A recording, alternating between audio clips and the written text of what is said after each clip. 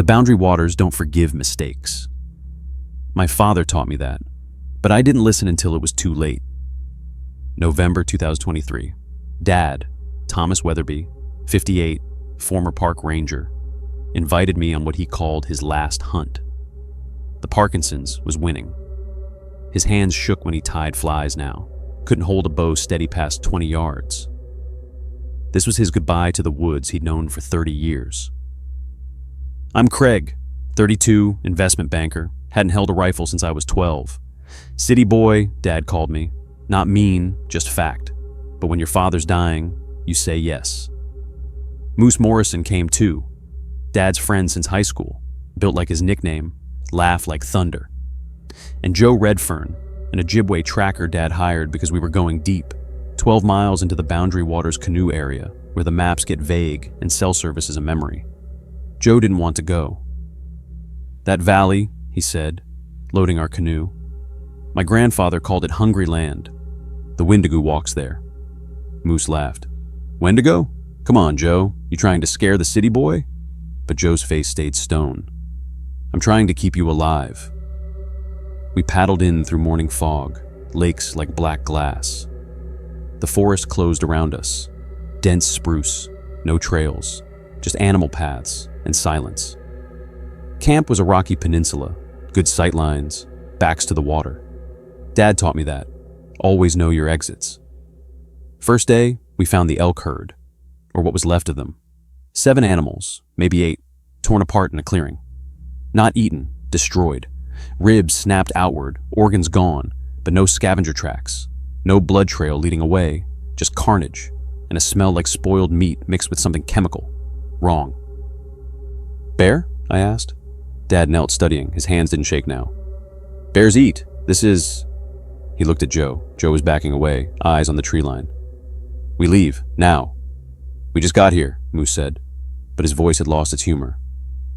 Then Dad found the tracks. Footprints in the frozen mud, 18 inches long, 5 toes with claws. Human-shaped, but wrong. Too narrow, too deep, like whatever made them wade more than physics allowed. Moose, that's not a bear print, Dad said quietly. Joe was already walking back to camp. The wendigo is the curse of the starving man. When winter came and food ran out, when a man ate human flesh to survive, the spirits punished him, made him forever hungry, forever hunting. He grows tall as trees, wears the bones of what he was, and he's always, always cold. That night, the temperature dropped 40 degrees. The sound came at 2 a.m. Not a howl, not a roar, something between a scream and antlers scraping bark, pitched so low it vibrated in my chest. Moose grabbed his rifle. Dad's hand found my shoulder in the dark. Don't leave the tent, he whispered. Don't answer if you hear your name. The sound circled our camp, twice, 3 times, then stopped at the tree line, 50 yards out. I could hear breathing, deep and wet, like lungs full of ice water. Then it spoke. Thomas, my father's voice, exactly. Thomas, help me, I'm hurt. Dad's hand tightened on my shoulder, because Dad was right beside me. Joe started chanting, low and rhythmic. Smoke filled our tent, sage, sweetgrass, something else. The breathing retreated, crashing through deadfall. In the morning, Joe said, we portage out. But morning brought new problems. Our canoe was matchsticks. The gunnels snapped like toothpicks, canvas shredded. Moose's satellite phone, crushed, circuits sparking. Our GPS units, smashed. The trail back, erased by overnight snowfall, 3 feet deep where there should be frozen ground. Something doesn't want us leaving, Moose said. Dad was checking his rifle, that old calm settling over him, ranger mode. Then we walk out, 30 miles southeast to the fire tower. 3 days if we push. We won't make 3 days, Joe said, staring at the forest. It's watching us now, counting us. He was right. I could feel it. That prey animal's certainty that something's hunting you. We started walking at noon, made 4 miles before dark.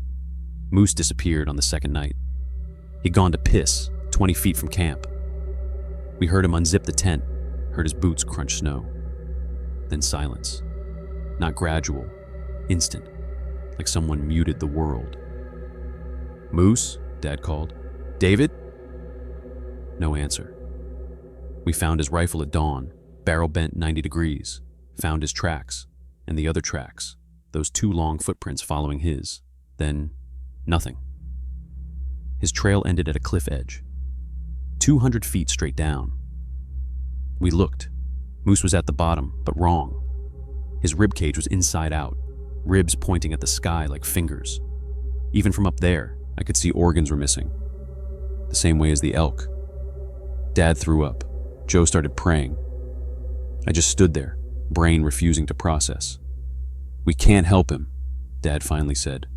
We keep moving. But Joe was shaking his head. It's playing with us, making us walk deeper into its territory. Every step away from the lake is what it wants. Then what do we do?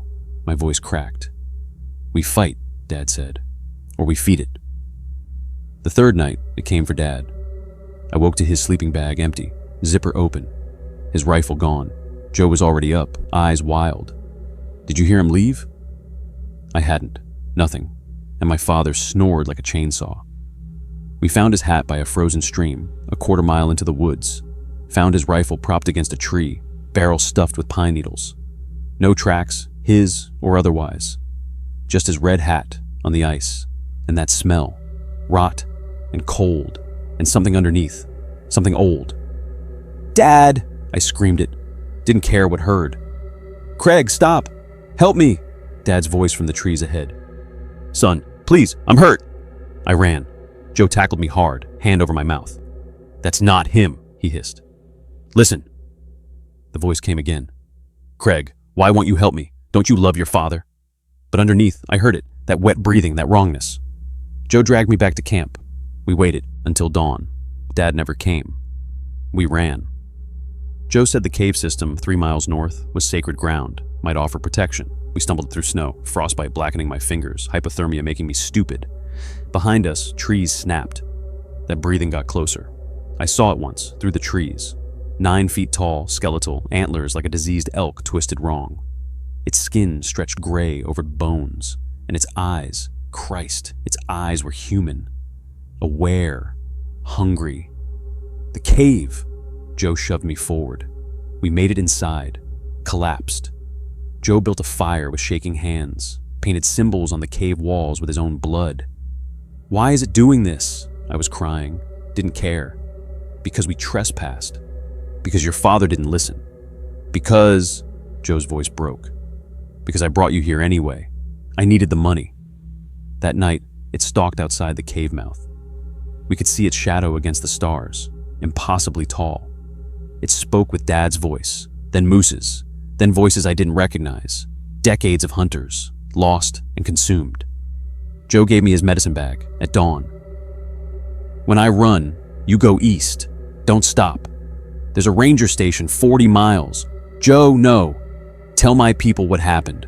Tell them Joe Redfern faced the wendigo and bought your escape. He smiled, sad and certain.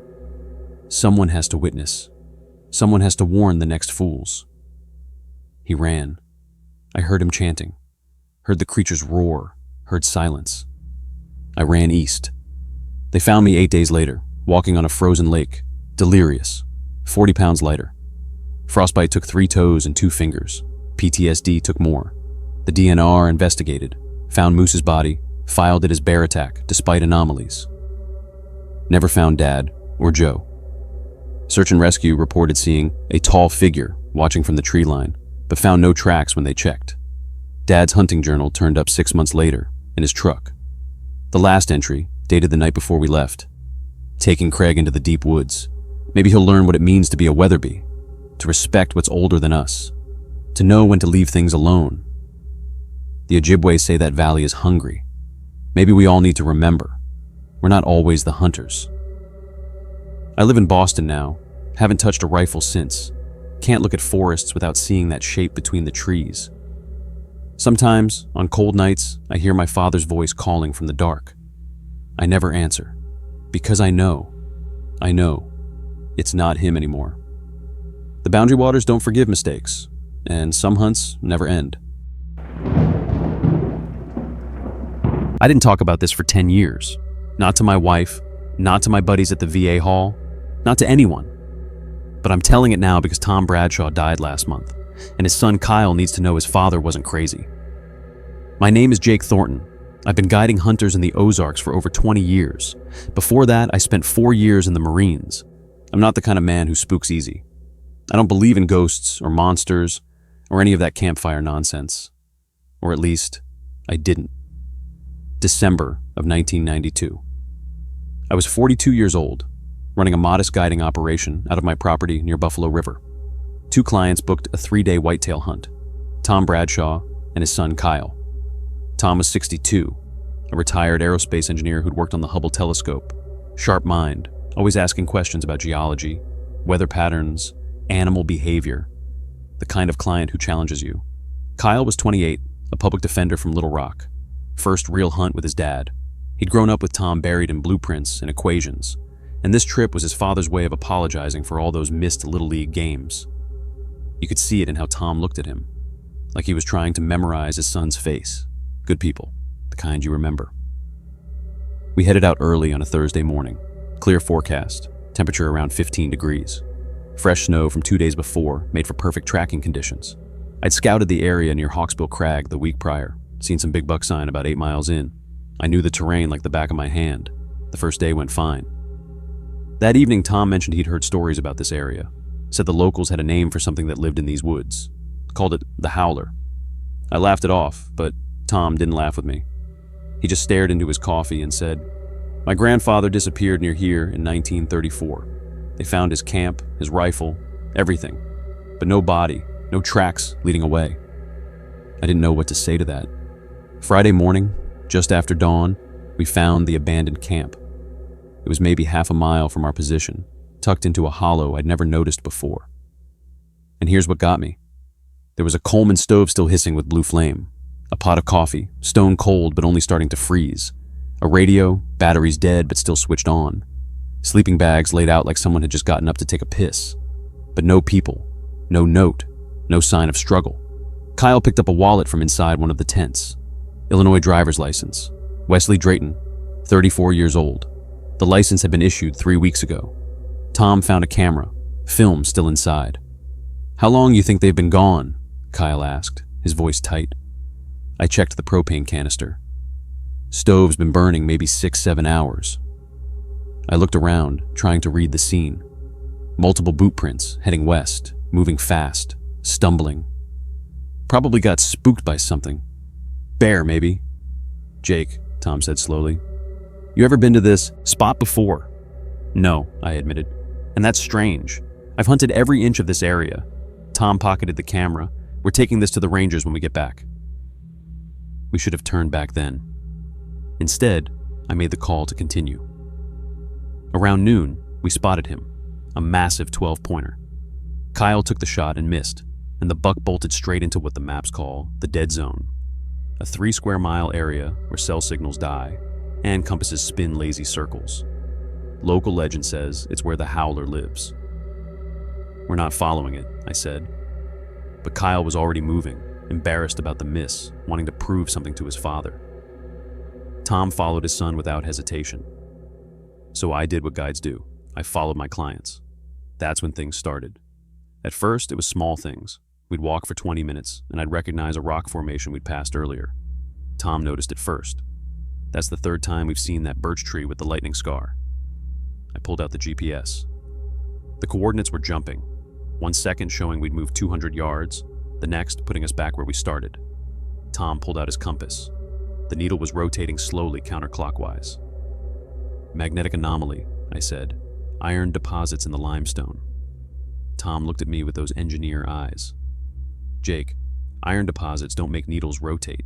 They make them point at the deposit. This is something else." Then we heard the whistle. It came from the south, a clear, human whistle. 2 short bursts, a signal. Kyle whistled back before I could stop him. The whistle answered immediately from the north, then another from the east, then west. 4 different directions, same whistle, same rhythm, surrounding us. Tom checked his watch. "It's 4:47. I checked mine. 5:23. Kyle said 4:15. All 3 of us had synchronized them that morning. "Dad," Kyle said quietly, Look at the snow. Boot prints were running parallel to ours, maybe 15 feet to our right. Human boot prints. But they appeared in a straight line. No beginning, no end. Just suddenly there, matching our pace. Tom knelt down, measuring with his hand. 9 feet between prints. Nobody has a stride that long. That's when I saw his face change. Tom had spent 30 years calculating trajectories and orbital mechanics. He was looking at those prints the way he'd look at an equation that didn't make sense. And for the first time, I saw fear in his eyes. "We're leaving," I said. "Now." We walked for 6 hours straight downhill. Tom started praying. The 23rd Psalm, over and over. Kyle held his father's arm, and I realized the roles had reversed. The son was now steadying the father. The whistling followed us, always distant, always moving. The fog rolled in around 9 p.m., thick and wrong. It moved against what little wind there was. In the fog, I heard my own voice calling from ahead. "Jake, found the trail!" But I hadn't said anything. Kyle grabbed my arm. "Don't answer it." At 11 p.m., my flashlight caught something at the trees. A shape, impossibly tall, standing motionless about 50 yards out. It had the silhouette of a man stretched vertically, like someone had grabbed its head and pulled. Tom raised his rifle, but his hands were shaking. "What is that?" "Don't know. Don't care. We're leaving." I fired a flare straight up. The red light turned the fog into a sea of blood. The shape was gone. We heard an engine 15 minutes later, a Ranger's ATV. But when we reached the road, we'd only traveled 400 yards from our morning camp. 6 hours of walking, and we'd barely moved. The Ranger radioed for help.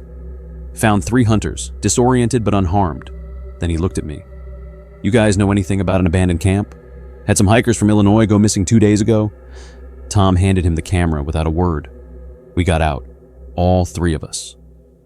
But something had broken in Tom that night. He developed early onset dementia 6 months later. The doctor said it was genetic, unavoidable. But Kyle told me that his father's last coherent words were, "The equations don't work there. Space bends wrong." Kyle hasn't spoken to me since the funeral. He thinks I led them into danger, that his father's decline started in those woods. Maybe he's right. I still guide hunts, just not in that area. When clients ask about Hawksbill Crag, I tell them the terrain's too dangerous, because I learned something in those woods. Some places have rules older than physics. And whatever lives in the dead zone wasn't trying to hurt us. It was just reminding us that we don't understand everything, that our GPS coordinates and equations and compasses are just toys we've made to feel safe. And some places don't care about our toys. I burned Tom's camera film without developing it. Whatever was on those pictures from the Drayton camp, I didn't want to know. Some mysteries should stay buried. I'm 42 years old, and I've been in firefights in Kandahar. I've jumped out of helicopters in the dark, but nothing prepared me for what happened in those Montana woods with my son. Mason was 14, and this was supposed to be his first real hunting trip. Just him and me. His mom and I had split up 8 months earlier, and the custody arrangement gave me alternating weekends. I was trying too hard to make them count. When Mason mentioned wanting to go hunting like I used to take him before the divorce, I jumped at it. Booked a cabin through a hunting forum. Guy seemed legitimate, had references from other hunters who'd stayed there. The cabin was exactly as described. Isolated, 40 miles from town, but well-maintained. The owner, Bill something, met us there on Friday evening. Older guy, maybe 65, with that weathered look longtime mountain people have. He handed over the keys, showed us how the wood stove worked, and mentioned the trails. "Best hunting's about 8 miles in," he said, pointing to a map on the cabin wall. "We call it the meadow. Deer come through dawn and dusk. Just stay on the marked trails. Cell service is non-existent past mile 3, so keep your GPS charged." He paused, studying Mason. "How old's your boy?" 14, I said. Bill nodded slowly. "Might want to stick closer to the cabin this trip. The deep woods can be disorienting, even for experienced hunters." I thanked him for the advice, but internally dismissed it. I was a ranger. I knew how to navigate. We headed out at dawn. Mason was electric with excitement, carrying the .308 I'd taught him to shoot. The kid was good, respectful of the weapon, listened to instructions. For the first time in months, he seemed like my son again. not a stranger enduring court-mandated visits. Around 7 a.m., we heard it, a deer call. That high, bleating sound does make. It was clear and close.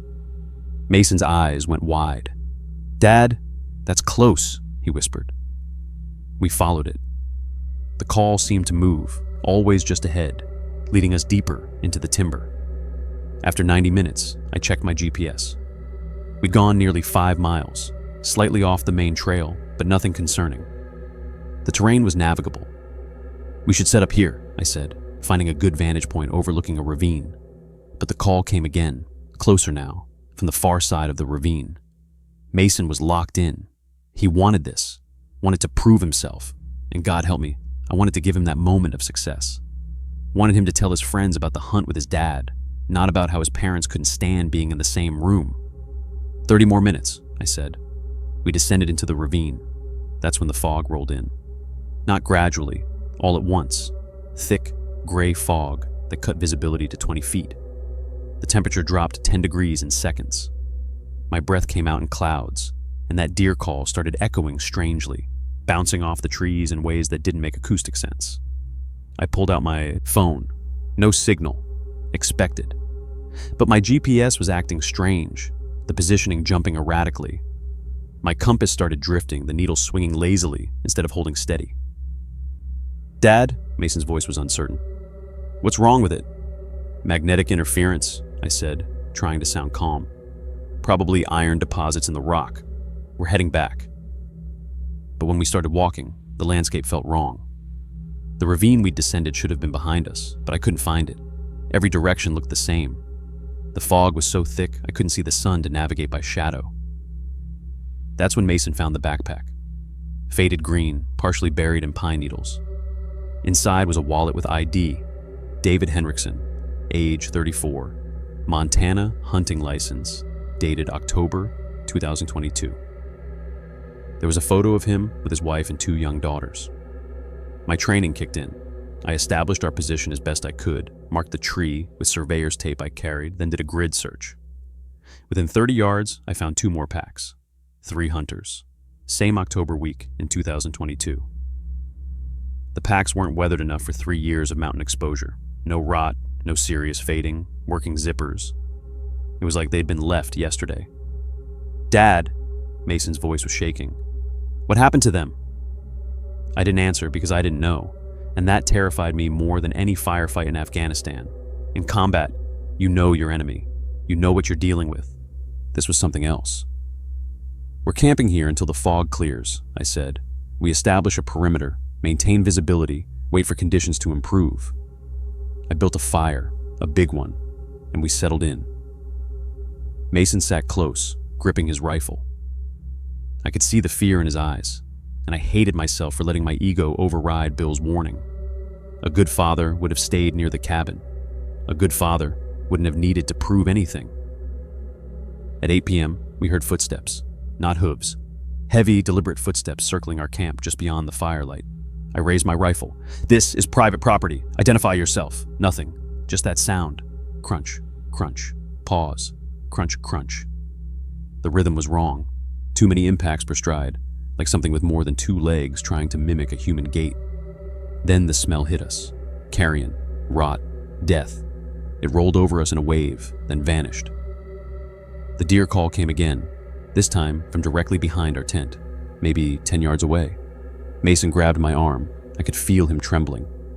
I put myself between him and the sound and made a decision. I fired a flare straight up. The red light arced into the fog, hung there painting everything crimson, then died. 2-hour watches, I said. You sleep first. He curled up in his sleeping bag, still holding his rifle. I fed the fire and listened. The footsteps came and went, sometimes bipedal, sometimes not. Around midnight I heard dragging sounds, like something heavy being pulled through the undergrowth. Then silence. At 3 a.m., during Mason's watch, I woke to him whispering urgently, "Dad, don't move, just look." I opened my eyes slowly. There was a shape standing at the edge of the firelight. Tall, over 7 feet. The proportions were wrong, the shoulders too broad, the head too large. It didn't move, just stood there, watching us. I chambered around. The metallic sound echoed through the fog. The shape tilted its head, not like a person puzzling something out, but like a predator calculating angles of attack. Then it stepped backward and vanished. Mason was shaking violently. I pulled him close. "We're leaving. Right now!" I doused the fire, grabbed our packs, and picked a direction that fell downhill. The deer call followed us, always behind, perfectly spaced to keep us moving forward. I realized with cold clarity we were being herded. Dawn came gradually. The fog thinned, and then I saw it, a Forest Service road. We hit that gravel and ran until a ranger truck came around the bend. The ranger had seen my flare, but couldn't navigate the fog safely at night. I told him everything. He radioed it in. They sent a search team for the 3 missing hunters from 2022. Found nothing. No packs, no blood, no remains. The ranger told me 6 hunters had vanished from that area over the past 20 years. All experienced, all in October. They'd posted warnings at the trailheads, but people ignored them. I hadn't seen any warnings. "The signs were there," the ranger said. "North side of the access road. Someone keeps tearing them down." I called Bill when we got home. The number was disconnected. I checked the hunting forum where I'd found his listing. His account was deleted, all his reference posts gone. Mason doesn't hunt anymore. Won't touch my rifles. His therapist says he's processing trauma, that he needs time. I told his mother we had some bad weather and got disoriented. The truth would have given her ammunition for the custody hearing. But here's what haunts me. 3 weeks after we got back, I received a package. No return address. Inside was Mason's hat, the one he'd been wearing on the trip. We brought it home. I'd seen it in his room. I checked. His hat was still there. The one in the package was identical, down to the sweat stains and the small tear on the brim. There was a note, handwritten, "He learns fast. See you in October." I'm 42 years old. I've seen combat. I know what real fear is, but I check every door and window twice each night now. I've installed a security system. I'm fighting for supervision to be moved to my ex-wife's home state, because something in those woods doesn't just hunt. It studies, it learns, it mimics, and it's patient. And sometimes late at night when Mason is staying over, I hear him talking in his sleep, in a voice that isn't quite his, making that perfect deer call, the one that sounds exactly like prey. I don't know what came back with us from those woods, but I know it isn't finished.